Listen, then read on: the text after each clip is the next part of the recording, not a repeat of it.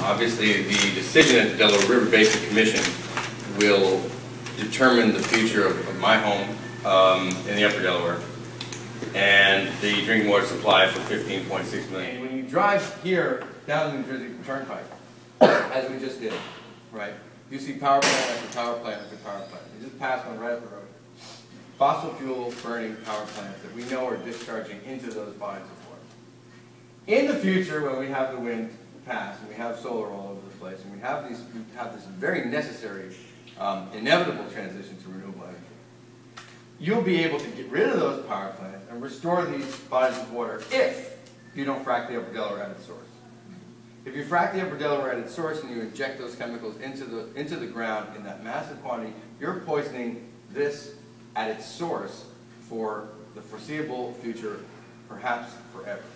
If you leave behind the toxic, leaking, chemical infrastructure in the Upper Delaware, it doesn't matter if one day you get rid of those power plants down here and change them into wind power. It doesn't matter if you move those power plants to solar, because you're contaminating the source of your water at its source.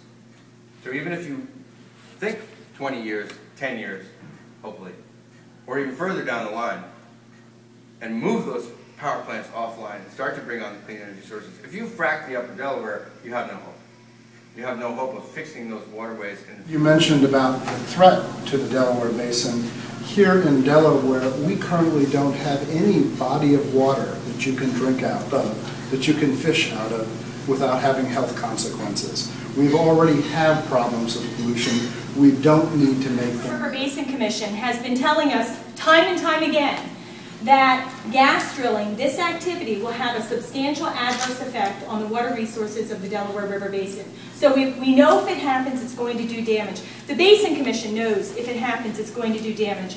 And yet, rather than take action to prevent drilling in our basin, to not allow, they are now proposing regulations that would legalize drilling, that would make it okay for drilling to happen in our watershed under the law of the land.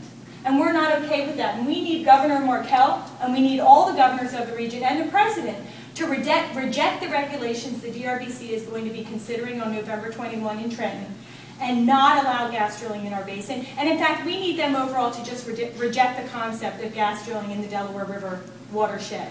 As I said, in Trenton, at the War Memorial on 11/21, there will be a vote about whether or not we allow drilling to go happen.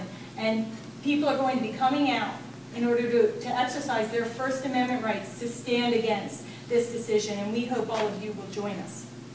Thank you. Even though it looks as if the majority of the Delaware River Basin Commission voting members will approve these inadequate rules and do the wrong thing and lift the moratorium on drilling in the Delaware River watershed, we are trying to prevent that from happening by using our First Amendment rights now, too, to speak up to our governors and to the Army Corps of Engineers and to President Obama and say, don't vote on November 21st to approve those rules, don't lift the moratorium, and as Maya said, don't drill the Delaware. So what we'd like to ask you here, as activists, as people who are coming to get educated, is to take that action alert with you. Those phone numbers are on there. Go to our websites, look up those numbers, and just flood. Get your friends to do it, get your family to do it. Just flood those phone calls this week.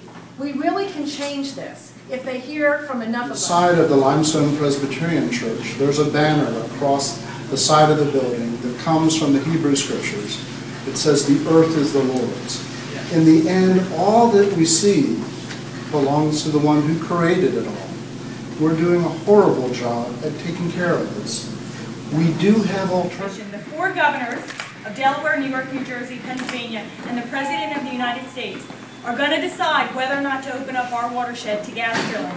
Now, they've told us they don't care what the people think about whether or not they open up our watershed to drilling, because they've offered up no opportunity for public comment for any public process. So they've already dismissed us. But we have a right as people under the First Amendment to be heard. And so we are here today with our 71,424 petition signatures, with letters from the faith community, from unions, from businesses, from student organizations, from the Native American community, from all... Everyone here both just calls and calls and calls the governor. We have information there at SaveTheDelawareRiver.com about who to call and how to do that. And it's extremely important that everybody in this room comes on November 21st. If we are in the room with this decision on November 21st, it's a 2,000 seat hall. You know, we need to fill that hall. If we're in that hall, we can change it.